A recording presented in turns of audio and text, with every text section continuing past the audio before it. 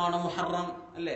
നമ്മുടെയൊക്കെ ഇബാദത്തുകൾ അല്ലാഹു നിശ്ചയിച്ചു തന്നത് അറബ് കണക്കുകൾ, അറബ് കലണ്ടർ തന്നെ നടക്കുന്നത് ചാന്ദ്രവർഷമാണ്. ലൂണാർ ഇയർ, സോളാർ ഇയർ അല്ല. നമ്മൾ സൂര്യന്റെ ഭ്രമണവുമായി ബന്ധപ്പെടുത്തിയല്ല, ചന്ദ്രന്റെ ഭ്രമണവുമായി ബന്ധപ്പെടുത്തിയാണ് അറബ് മാസങ്ങൾ ശരീഅത്തുൽ ഇസ്ലാമിലെ ഹിജ്റ വർഷവും ഒക്കെ കിടക്കുന്നത്. അങ്ങനെയാണ് അത് അല്ലാഹു തെരഞ്ഞെടുക്കാനുള്ള അതിന്റെ ഹിക്മത്ത് എന്താണ് എന്ന് നമ്മൾ കഴിഞ്ഞ 2 ആഴ്ച മുമ്പത്തെ ക്ലാസ്സിൽ നമ്മൾ പറഞ്ഞിട്ടുണ്ട്. എല്ലാ കാലഘട്ടത്തിലും ഇബാദത്തുകൾ ചെയ്യാനുള്ള അവസരമാണ്. അള്ളാഹുവിന്റെ തന്നെയാണ് സൂര്യൻ, അള്ളാഹുവിന്റേതാണ് ചന്ദ്രൻ. അള്ളാഹു സൂര്യനെ വേറൊരു കൗമിന് കൊടുത്തതല്ല. നമുക്ക് ഇസ്ലാമിന് അള്ളാഹു ചന്ദ്രവർഷം തിരഞ്ഞെടുത്തതിന്റെ താല്പര്യം അതാണ്. സൂര്യവർഷമാണെങ്കിൽ ആ ചൂടാണെങ്കിൽ ചൂടന്നെ, ജൂലൈയിൽ ചൂടന്നെയാണ്. ജൂലൈയിൽ തണുപ്പ് വരണമെങ്കിൽ ഒരുപാട് കാലത്തെ സൈക്കിൾ കഴിയേണ്ടി വരും, ഒരുപാട് കാലം കഴിയേണ്ടി വരും. നേരെ മറിച്ച് റമദാൻ എല്ലാ മാസത്തിലും വരാം. ഹജ്ജ്, ദുൽഹിജ്ജ മാസം നമ്മൾ കണക്കാക്കുന്ന സൂര്യവർഷത്തിലെ ജനുവരി, ഫെബ്രുവരി മാസങ്ങൾ ഏത് മാസത്തിലും വരാം അല്ലെ? ഒരു വർഷം ചൂടാണെങ്കിൽ അയാൾക്ക് തീരുമാനിക്കാം, ഇനി തണുപ്പ് വരുന്ന കാലത്ത് ഞാൻ ഹജ്ജ് ചെയ്യാം, അങ്ങനെ തീരുമാനിക്കാം. അപ്പോ ഒരു മനുഷ്യനൊരു എക്സ്ക്യൂസ് പറഞ്ഞിട്ട് അള്ളാഹുവിന്റെ മുമ്പിൽ ഒഴിവാകാൻ പറ്റൂല. എല്ലാ സമയവും എല്ലാ ദിവസങ്ങളിലും കാലഘട്ടങ്ങളിലും കഴിഞ്ഞു പോകുന്ന കലണ്ടറാണ് ചന്ദ്രവർഷത്തിന്റെ കലണ്ടർ. ഇംഗ്ലീഷ് കലണ്ടർ അങ്ങനെയല്ല. അതുകൊണ്ട് അള്ളാഹു ഇബാദത്തുകൾക്ക് സൗകര്യപ്പെടാൻ വേണ്ടി തന്നെയാണ് അള്ളാഹു തആല يسألونك عن الأهلة قل هي مواقيت للناس والحج. നബിയെ, അങ്ങയോട് അവർ ചോദിക്കുന്നുണ്ടല്ലോ, എന്താണ് ചന്ദ്രൻ ഇങ്ങനെ ചെറുതായി പിന്നെ വലുതായി, ഇങ്ങനെ വളരെ ഗ്രാജുവലി ഇങ്ങനെ വലുതായി 15 ആകുമ്പോ പൂർണ്ണചന്ദ്രനായി, പിന്നെ അതിന് ഡിറ്റീരിയേഷൻ സംഭവിച്ച് കുറഞ്ഞ് ഡിസപ്പിയർ ആകും. എന്താ നബിയെ ഇത് എന്ന് നബി സല്ലല്ലാഹു അലൈഹി വസല്ലം തങ്ങളോട് അനുയായികൾ ചോദിച്ചു. അവർക്ക് കൊടുക്കേണ്ട മറുപടി ശരിക്ക് സൂര്യന്റെയും ഭൂമിയുടെയും ചന്ദ്രന്റെയും ഭ്രമണങ്ങളെ ബന്ധപ്പെടുത്തി സൂര്യന് മറയായി ചന്ദ്രന്റെ ഇടയിൽ സൂര്യനിൽ മറനിന്ന് ഭൂമി വരുന്ന ആ സമയം, ആ ഒരു റൊട്ടേഷന്റെ സംഭവമാണ്, അതിന്റെ ഫിസിക്സ് അവിടെ പറഞ്ഞു കൊടുക്കേണ്ടത്. പക്ഷേ പരിശുദ്ധ ഖുർആൻ അവരുടെ ചോദ്യത്തെ ഒന്ന് ട്വിസ്റ്റ് ചെയ്തു എന്ന് പറയാൻ കഴിയും. ചോദ്യകർത്താവിന് എന്താണോ അറിയേണ്ടത് അതാണ് കൊടുക്കേണ്ടത് എന്നാണ്. അവരോട് ഇതിന്റെ സയൻസോ ഇതിന്റെ സോളാർ സിസ്റ്റത്തോ അതിന്റെ സെലസ്റ്റൽ ബോഡീസിൽ നടന്നുകൊണ്ടിരിക്കുന്ന പ്രതിഭാസങ്ങൾ, ഫിനോമിനൻ, ഇതൊന്നും അവർക്ക് പറഞ്ഞു കൊടുക്കേണ്ട ആവശ്യമില്ല. എന്താ അതിന്റെ ഉപകാരം? ഖുൽ, അങ്ങ് പറയുക നബിയെ, ഹിയ മവാഖീതു ലിന്നാസി വൽ ഹജ്ജ്, ഇത് ജനങ്ങൾക്ക് സമയമറിയാനുള്ള അള്ളാഹുവിന്റെ സംവിധാനമാണ്. വൽ ഹജ്ജ്, ഹജ്ജിന് പോകാനായിട്ടുണ്ടോ, റമദാൻ ആയിട്ടുണ്ടോ, മാസം പിറന്നിട്ടുണ്ടോ, ഇതൊക്കെ അറിയാൻ അള്ളാഹു നിശ്ചയിച്ച ഒരു അടയാളമാണ് ഈ ബാലചന്ദ്രൻ എന്ന് പറഞ്ഞു കൊടുക്കൂ നബിയെ എന്ന് പരിശുദ്ധ ഖുർആൻ ആ ചോദ്യത്തിന് മറുപടി കൊടുത്തത് അങ്ങനെയാണ്. അവിടെ വേറെ പല കാര്യങ്ങളും ആലിമ്യങ്ങൾക്ക് മനസ്സിലാക്കാനുണ്ട്. നമ്മുടെ വിഷയം, അല്ലാഹു തആല 12 മാസങ്ങളായിട്ടാണ് ഒരു വർഷത്തെ സംവിധാനിച്ചത്. സുബ്ഹാനല്ലാഹ്. നമ്മൾ ഇന്ന് ശനിയാഴ്ച ദിവസത്തിലാണ്. ഇത് ശനിയാഴ്ച തന്നെയാണെന്ന് എന്താ നമുക്ക് ഉറപ്പ്? ഒരു ക്രിറ്റിക്കലായിട്ട് ചിന്തിക്കാൻ. എത്രയോ കാലം ചരിത്രത്തിൽ കഴിഞ്ഞു പോരുന്ന ദിവസങ്ങളല്ലേ ഇതൊക്കെ. ഇതിപ്പോ ഏതെങ്കിലും ചൊവ്വാഴ്ച ഒന്ന് ശനിയാഴ്ച മാറിയതായിക്കൂടെ? അങ്ങനെ അല്ലട്ടോ, കൃത്യമായിട്ട് നമ്മൾ ശനിയാഴ്ചയിൽ തന്നെ, അത് ഞാൻ പറയാം. പക്ഷേ ഒരു സംശയം അങ്ങനെ വരാം. ഞാൻ ചിന്തിച്ചു പോയിട്ടുണ്ടായിരുന്നു അങ്ങനെ. പടച്ചോനെ, നമ്മുടെ ഇതന്നെയാണ് മുഹറം. ഇതിപ്പോ അതിന്റെ മുമ്പത്തെ ഒരു മാസമോ ശേഷമുള്ളതോ അതിന്റെ ഇടയിൽ എവിടെയെങ്കിലോ ഒരു ചരിത്രത്തിലെ ഒരു ഗ്രന്ഥകാരനോ ചരിത്രകാരനോ ഒരു ലിങ്ക് വിട്ടുപോയാൽ നമുക്ക് കിട്ടൂലല്ലോ എൽമ്, അല്ലേ? ഏതെങ്കിലും ഒരു സമൂഹത്തിൽ ഇങ്ങനെ പറഞ്ഞു പോകുന്നു, അങ്ങനെ ആയിപ്പോയി, അപ്പൊ നമ്മൾ വിശ്വസിക്കുന്നു അങ്ങനെ നിസ്കരിച്ച ജുമാ തന്നെയാണോ? ആണ്. اليوم استدارت الايام يوم خلق الله السماوات والارض. സഹീഹുൽ ബുഖാരി മുസ്ലിമും റിപ്പോർട്ട് ചെയ്ത ഹദീസിൽ അഷ്റഫുൽ ഖൽഖ് സല്ലല്ലാഹു അലൈഹി വസല്ലം തങ്ങൾ പറഞ്ഞു, ഒരു ദിവസത്തെ സാക്ഷിയാക്കി ഇന്നത്തെ ദിവസം ഇസ്തദാറത്തിൽ അയ്യാം, ദിവസങ്ങൾ അതിന്റെ കൃത്യമായ റൊട്ടേഷനിൽ കടന്നു വന്നിരിക്കുകയാണ്. അൽയൗമ തദാവലത്തിൽ അയ്യാം എന്ന് നബി തങ്ങൾ പ്രഖ്യാപിച്ച ഒരു ഹദീസുണ്ട്.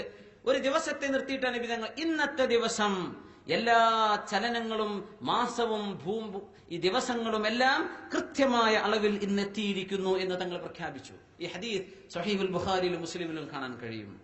എന്താ അത് പ്രഖ്യാപിക്കാനുണ്ടായ കാരണം എന്ന് വെച്ചാൽ, ജാഹിലിയ്യ കാലത്ത്, ഇസ്ലാമിന്റെ മുമ്പുള്ള കാലഘട്ടത്ത് അവർ മാസങ്ങളെ ഒരു പോസ്റ്റ്പോൺ ചെയ്യുന്ന പരിപാടി ഉണ്ടായിരുന്നു.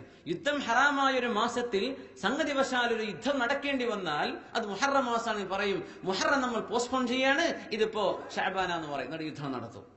അത് കഴിഞ്ഞാൽ പിന്നെ ഇനി മുഹറമാണ്. ഇങ്ങനെ മാസങ്ങളെ കൊണ്ട് കളിക്കുന്ന ഒരു സ്വഭാവം ജാഹിലിയ കാലത്തുണ്ടായിട്ടുണ്ട്. അതിന്റെ പേരിൽ തന്നെ മാസങ്ങൾ താളം തെറ്റിയിരിക്കാനുള്ള സാധ്യതയുണ്ട്. അത് റസൂലുള്ളാഹി സ്വല്ലല്ലാഹു അലൈഹി വസല്ലം തങ്ങൾക്ക് വഹി മുഖേന ജിബ്രീൽ അലൈഹിസ്സലാത്തു വസ്സലാം അറിവ് കൊടുത്തു, നബിയെ ഇന്നത്തെ ദിവസം മുതൽ അൽ യൗമ തദാവലത്തിൽ അയ്യാം യൗമ ഖലഖസ് സമാവാതി വൽ അർദ്, അല്ലാഹു ആകാശ ഭൂമികളെ നിശ്ചയിച്ച നിർണയിച്ച സൃഷ്ടിച്ചു വെച്ച നാൾ മുതൽ കൃത്യമായ ആ ഒരു കലണ്ടറിലേക്ക് ദിവസങ്ങൾ എത്തിയിരിക്കുകയാണ്.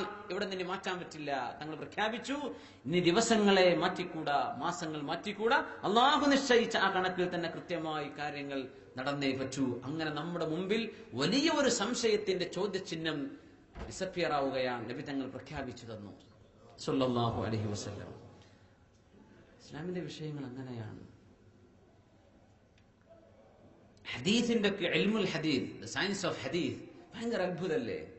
നമ്മളൊക്കെ ചരിത്രം എന്നൊക്കെ പറയുന്ന എന്ത് സിവിലൈസേഷനെ കുറിച്ചോ, സുമേറിയൻ, സീരിയൻ, ബാബിലോണിയൻ, ഈജിപ്ഷ്യൻ സിവിലൈസേഷൻസ്, അന്നൊക്കെ പ്ലൂട്ടോയെ സംബന്ധിച്ച് അരിസ്റ്റോട്ടലിനെ കുറിച്ചൊക്കെ പറയുന്നത് ഇതൊക്കെ അദ്ദേഹം പറഞ്ഞ വാക്ക് തന്നെയാണെന്ന് ഹദീസിന്റെ ഒരു സനദ് നമ്മുടെ കയ്യിലില്ല. ഒരു സനദില്ലാത്ത സംഗതിയാണത്. എല്ലാ ചരിത്രവും അങ്ങനെയാണ്. നേരെ മറിച്ച് ഹദീസ്, ഇസ്ലാമിന്റെ സംഭവങ്ങൾ എന്തൊരു മനോഹരമാണ്. വളരെ കൃത്യമായി അള്ളാഹുവിന്റെ അമ്പിയാക്കന്മാരിലേക്ക് എത്തി നിൽക്കുന്ന സനദുകൾ നമ്മുടെ മുമ്പിലുണ്ട്. കാര്യം വളരെ അത് സർട്ടൻ, അതിൽ പിന്നെ സംശയത്തിന്റെ ആവശ്യമില്ല. സുബ്ഹാനല്ലാഹ്. എന്ന് മുതലാണ് ഈ ഹിജ്റ വർഷം ആരംഭിച്ചത്? നമ്മൾ ഹിജ്റ വർഷമാണ് കലണ്ടർ, ഹിജ്റ കലണ്ടറാണ് നമ്മൾ കണക്കാക്കുന്നത്. എന്നാണ് ഹിജ്റ വർഷം കണക്കാക്കുന്നത്? എന്ന് മുതലാണ് ഇസ്ലാമിന്റെ കലണ്ടർ വന്നത്? ഹിജ്റ മുതൽ. അതിന്റെ ആൻസർ അത് തന്നെയാണ്. ഹിജ്റ മുതലാണ് ഇസ്ലാമിക കലണ്ടർ വരുന്നത്. നബി സല്ലല്ലാഹു അലൈഹി വസല്ലം തങ്ങൾ ജനിക്കുന്ന ആ വർഷത്തിലാണ് അബ്രഹത്ത് എന്ന് പറയുന്ന ഒരു രാജാവ്, യമൻകാരനായ രാജാവ്, അദ്ദേഹം ഫോർമലി എത്യോപ്യനാണ്, അവിടെ നിന്ന് വന്ന ആളാണ്. അങ്ങനെ അദ്ദേഹം യമനിന്റെ സൻആയിൽ വെച്ച് അവിടെ ഒരു ദേവാലയം പണിത് അത് കഅബക്ക് സമാന്തരമാകണമെന്നും കഅബ പൊളിക്കണമെന്നും കരുതി വന്നു. ആനപ്പടയുമായി വന്നു. കഅബ പൊളിക്കാൻ വരികയും അല്ലാഹു ഫറസല അലൈഹിം ത്വയ്റൻ അബാബീൽ, അല്ലേ, പക്ഷികളെ അയച്ച് അല്ലാഹു നശിപ്പിക്കുകയും ചെയ്ത സംഭവം നടന്ന വർഷമാണ് അഷ്റഫുൽ ഖൽഖ് സ്വല്ലല്ലാഹു അലൈഹി വസല്ലം തങ്ങൾ പ്രസവിക്കപ്പെടുന്നത്. അപ്പൊ ആമുൽ ഫീൽ എന്ന് പറയാം, ദി എലിഫന്റ് ഇയർ, ആനക്കലഹ വർഷം എന്ന് നമ്മൾ മലയാളത്തിൽ പറയും. അത് ഒന്നിനാണ് നബി തങ്ങളുടെ ജനനം സംഭവിക്കുന്നത്. അതിന്റെ മുമ്പേ ക്രിസ്ത്യാനികൾ ഈസ നബി അലൈഹിസ്സലാമിന്റെ ജനനവുമായി ബന്ധപ്പെട്ട് അവർ പ്രചാരമില്ലെങ്കിലും അവർ തമ്മിൽ അറിയുന്ന രീതിയിൽ ഒരു കലണ്ടർ അവർ ഫോളോ ചെയ്തു വരുന്നുണ്ട്. പക്ഷേ ഉമർ അൽ ഫാറൂഖ് റളിയല്ലാഹു അൻഹുവിന്റെ കാലഘട്ടത്തിലാണ് നമുക്ക് ഇസ്ലാമിന്റെ കലണ്ടർ വേണം. സുബ്ഹാനല്ലാഹ്. അല്ലാഹുവിന്റെ റസൂലിന്റെ സ്വഹാബികൾ മസ്ലഹത്തുള്ള വിഷയങ്ങൾ മശ്വറ ചെയ്ത് നടപ്പാക്കുകയാണ്. സ്വഹാബികൾ അഭിപ്രായം പറഞ്ഞു, എന്നു മുതൽ നമ്മൾ തുടങ്ങണം നമ്മുടെ കലണ്ടർ? ഹബീബായ നബി തങ്ങളുടെ ജനനം മുതൽ ആവേണമോ? തങ്ങൾക്ക് വഹി ലഭിച്ച ഇറങ്ങിയ ആ ദിവസം മുതൽ ആകേണമോ? ഒരുപാട് അഭിപ്രായങ്ങൾ വന്നു. ഉമർ അൽ ഫാറൂഖ് റളിയല്ലാഹു അൻഹു പറഞ്ഞു ഒരു അഭിപ്രായം. അത് സ്വഹാബികൾ മുഴുവനും എല്ലാവരും ഐക്യകണ്ഠേന അതിനോട് യോജിച്ചു. ബഹുമാനപ്പെട്ടവർ പറഞ്ഞു, അല്ലാഹു പരിശുദ്ധ കലാമിൽ ആദ്യ ദിവസം എന്ന് പറയുന്ന ഒരു ദിവസമുണ്ട്, അവിടെ മുതൽ നമുക്ക് തുടങ്ങാം. ബിസ്മില്ലാഹിർ റഹ്മാനിർ റഹീം. ലമസ്ജിദുൻ ഉസ്സിസ അലത് തഖ്വാ മിൻ അവ്വൽ യൗമിൻ അഹഖു അൻ തഖൂമ فيه رجال يريدون أن يتطهروا والله يحب المطهرين. മദീനയിലേക്ക് അഷ്റഫുൽ ഖൽഖ് സ്വല്ലല്ലാഹു അലൈഹി വസല്ലം തങ്ങൾ ഹിജ്റ ചെയ്ത് വന്നത്തെ ആദ്യത്തെ നബി തങ്ങളുടെ ആദ്യം ചെയ്ത ദൗത്യം എന്താണ്? മദീനയിലേക്ക് തങ്ങൾ എത്തിയപ്പോൾ തങ്ങൾ ആദ്യം ചെയ്തത് എന്താണ്? മസ്ജിദ് ഖുബാ പള്ളി സ്ഥാപിച്ചു എന്നതാണ്. ഇസ്ലാമിലെ ഹബീബ് സല്ലല്ലാഹു അലൈഹി വസല്ലം തങ്ങളായിട്ട് സ്ഥാപിച്ച ആദ്യത്തെ പള്ളിയാണ് മസ്ജിദ് ഖുബാ. അതിന് ഏതാനും മാസങ്ങൾക്ക് ശേഷമാണ് പിന്നീട് മസ്ജിദുൻ നബവി സ്ഥാപിക്കപ്പെടുന്നത്. ആദ്യത്തെ പള്ളി മസ്ജിദ് ഖുബയാണ്. അതിലേക്കാണ് ആയത്ത് സൂചിപ്പിക്കുന്നത്. ലമസ്ജിദുൻ, ഒരു പള്ളി, ഉസ്സിസ അലത് തഖ്വാ മിൻ അവ്വൽ യൗമിൻ, ആദ്യത്തെ ദിവസം മുതൽ തഖ്വയിൽ സ്ഥാപിക്കപ്പെട്ട ഒരു പള്ളിയുണ്ട്. അഹഖു അൻ തഖൂമ ഫീഹി, ആ പള്ളിയിലാണ് നബിയെ അങ്ങ് നിസ്കരിക്കേണ്ടത്. അതിനപ്പുറത്ത് വേറൊരു പള്ളി പോയി നിസ്കരിക്കണ്ടെന്ന് തങ്ങളോട് അല്ലാഹു പറഞ്ഞിട്ടുണ്ട്. മുനാഫിക്കുകൾ നമ്മളൊക്കെ ആലോചിക്കുന്നത് കുറച്ചോനെ നിഫാഖിന്റെ സ്വഭാവങ്ങളൊക്കെ നമ്മുടെ ഉമ്മത്തിലൊക്കെ ഉണ്ടോ എന്ന് പേടിയാണ്. അള്ളാഹു കാത്ത് രക്ഷിക്കുമാറാകട്ടെ.